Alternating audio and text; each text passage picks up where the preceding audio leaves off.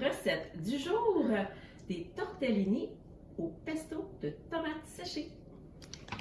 Yeah, donc pour les ingrédients, on veut un paquet de tortellini au fromage, une boîte de thon ou 150 g de prosciutto, une tasse de tomates séchées dans l'huile, 2 gousses d'ail, une cuillère à table de noix de pain ou autre noix au choix, 2 cuillères à soupe de parmesan et une tasse d'épinards facultatif. Alors, c'est vraiment une recette plus que simple. Donc, au départ, tout ce qu'on a à faire, c'est vraiment avec le paquet de tortellini. Donc, ça peut être au fromage, ça peut être ou encore au bœuf ou à la viande, whatever. C'est vraiment pas important. On le fait cuire au départ, on fait refroidir, on met dans un bol. Donc, ça, c'est la première étape. Ensuite, c'est comme le plus simple du plus compliqué. Le pesto aux tomates séchées. Alors, faire un pesto, souvent, moi, quand on m'a parlé de faire des pestos, au début, j'ai fait, je peux pas faire ça, je vais acheter ça maison parce que dans ma tête, c'était comme super complexe faire ça. Mais quand on m'a montré, quand on m'a dit comment le faire, j'ai fait, vraiment, c'est juste ça les étapes. J'en revenais même pas moi-même.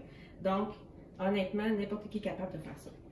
Donc, j'utilise mon extra chef pour le faire encore une fois parce que ça hache vraiment super bien. Donc, je vais mettre l'ail à l'intérieur et je vais hacher au départ. Comme ça, je vais le couper petit. Voilà, je pense qu'on voit bien.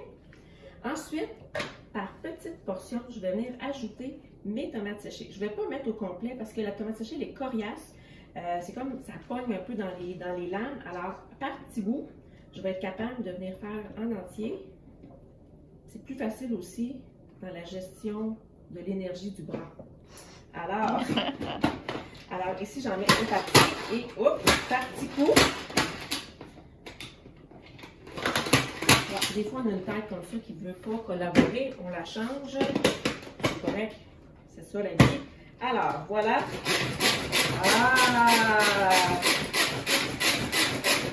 Parce que l'autre, elle doit être trop de tomates séchées.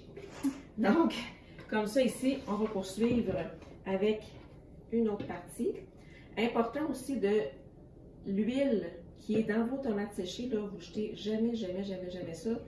Ça peut aromatiser une mayonnaise. Donc, vous allez avoir facilement une mayonnaise avec plein de goût de tomates séchées. Un riz.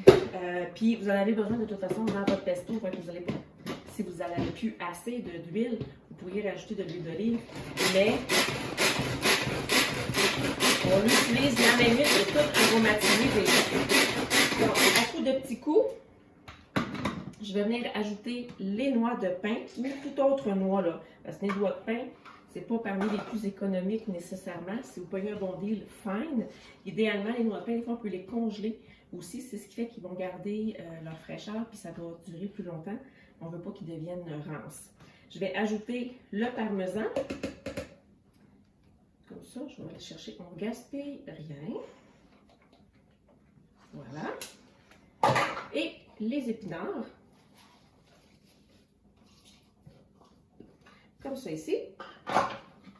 Là, on est avec des ingrédients plus mous. Donc, c'est plus facile. Et à coup de petits coups,